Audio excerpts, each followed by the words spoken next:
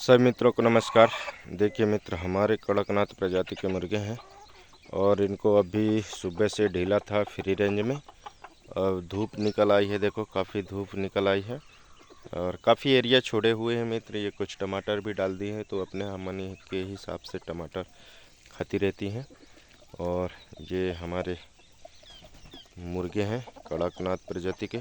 और ये मुर्गियाँ, इनका रीज़न ये होता है मित्र कि अगर धूप निकल आए तो ये बहुत धूल में खेलती हैं।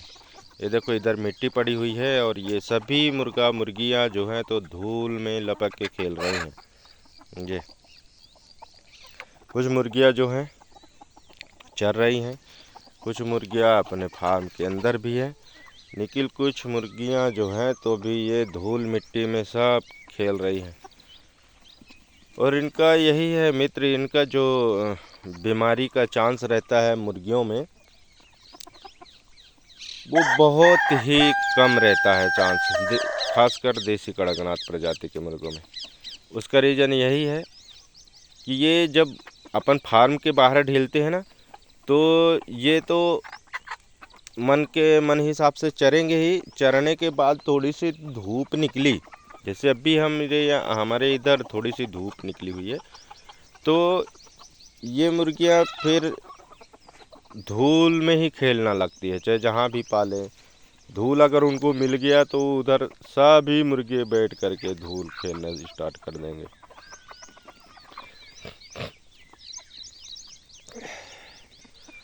वो हालांकि इनमें दवा दारू का खर्चा नहीं होता है मित्र, ये अपना बिंदास सरवाइव करती है।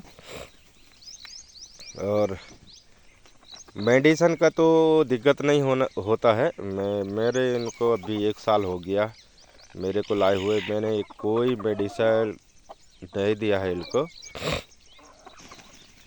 बस ये अपने हिसाब से अपने शरीर को मेंटेन करती रहती हैं। और हमारा कर्तव्य होता है मित्र कि सुबह शाम 1-1 घंटे के लिए, 2-2 घंटे के लिए, मतलब अपने टाइम के हिसाब से आपके पास अगर टाइम है तो इनको फ्री रेंज में छोड़ दीजिए। हालांकि फ्री रेंज के लिए हमने काफ़ी जगह छोड़ के रखा हुआ है। देखो ये अपने हिसाब से घूमती रहती है, पर ये है मित्र कि जब हम इनको ढीलते हैं तो हम इनके साथ में रहते हैं। इसका रीज़न यही है कि कभी बाज हो गया, कभी जंगली बिलार हो गया, कभी हमारे गांव साइड के अगर कुत्ते आ गए तो वो दिमाग लगाते हैं। पर जो हमारे कुत्ते हैं वो तो नहीं, हमारे कुत्ते रहते हैं तो उतना खासकर जंगली का बिलार भी नहीं आ पाता है, ना गांव से बिलार आता है, क्योंकि मेरा खेत जो है पूरा जंगल के किनारे है और इधर गांव से भी काफ़ी दूर है। वो देखो उधर गांव है हमारा, वो उधर गांव है, तो उधर से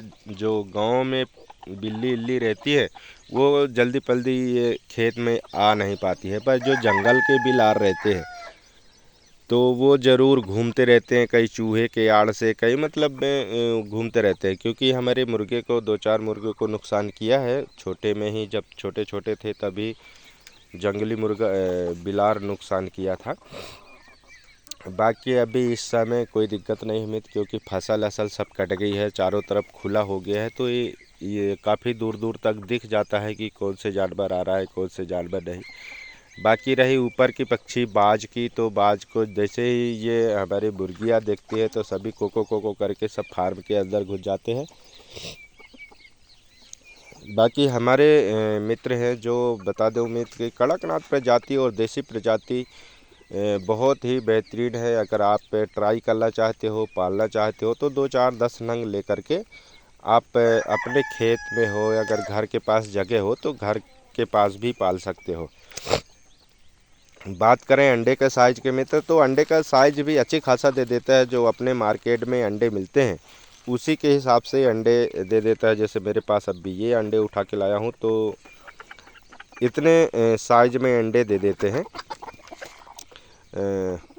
और कैल्शियम तो अंडे में भरपूर मात्रा में होता है, क्योंकि ये कड़कनाथ और देसी भी है तो नेचुरल ही है मित्र। अपन को जैसे हमारा फार्म ये चैनल बना हुआ है नेचुरल फार्मिंग के हिसाब से, तो वो अपन जो देसी प्रजाति पाल रहे हैं बिल्कुल नेचुरल ही मित्र। हम इनको कोई भी प्रकार के दवा का इस्तेमाल नहीं कर रहे हैं। बस वो फीड ही दे रहे हैं इनको, जो घर का फीड है।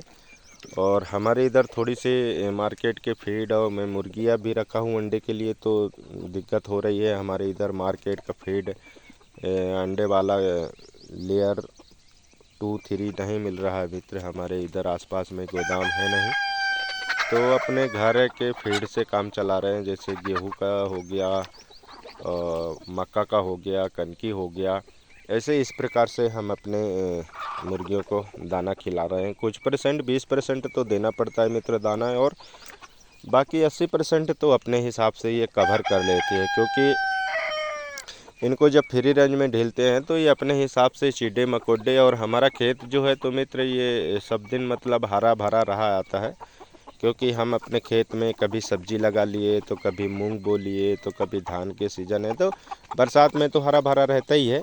बाकी ये गर्मी का समय है, तो गर्मी के समय में मूंग वूंग भी की बुवाई कर लिए हैं, तो ये पानी पड़ता रहेगा, तो अनेक प्रकार की मतलब घासें अपनी ज़मीन में आती रहती है, तो ये अपने हिसाब से घासें चुभ लेती हैं। और जो बैक्टीरिया हैं, चिड्डे हैं, मकोड़े हैं, ये सब आकर के ये सब चुन लेती हैं अगर पाती हैं तो। अच्छी अपॉर्चुनिटी है मित्र कि ये देसी है और इनके साथ में कोई बीमारी का चांस नहीं रहता है। बिल्कुल आप ले आइए, इनका पालन पोषण अच्छे से होना चाहिए। बाकी ये बीमारी का तो चांस नहीं लेती हैं, क्योंकि ये बीमारी इसलिए नहीं आती है इनके मित्र की, ये देखो किस प्रकार से धूल मिट्टी में खेलती हैं। मैंने यहाँ तक देखा है कि अगर छोटे से सर्प भी अगर ये पाली हैं तो उसको दबा के खा ली है। हकीकत बता रहा हूँ मित्र, ये सर्प भी खा जाती हैं। छोटे छोटे अगर सर्प मिल गए तो ये खा जाते हैं। मैं अपनी देखी हुई बात बता रहा हूँ। रही बात नेबला की, तो नेबला हमारे इधर जंगल है तो नेबला तो आता ही है, लेकिन नेबला अधिक नुकसान करता है मित्र। जो पोल्ट्री फार्म वाले मुर्गियाँ रहती हैं वो बहुत सुस्त और मस्त रहती हैं, तंदुरुस्त रहती हैं। वो किसी को टेंशन नहीं, भाग दौड़ की कोई दिक्कत नहीं, वो अपना खाए वहीं परे रहे, खाए परे रहे।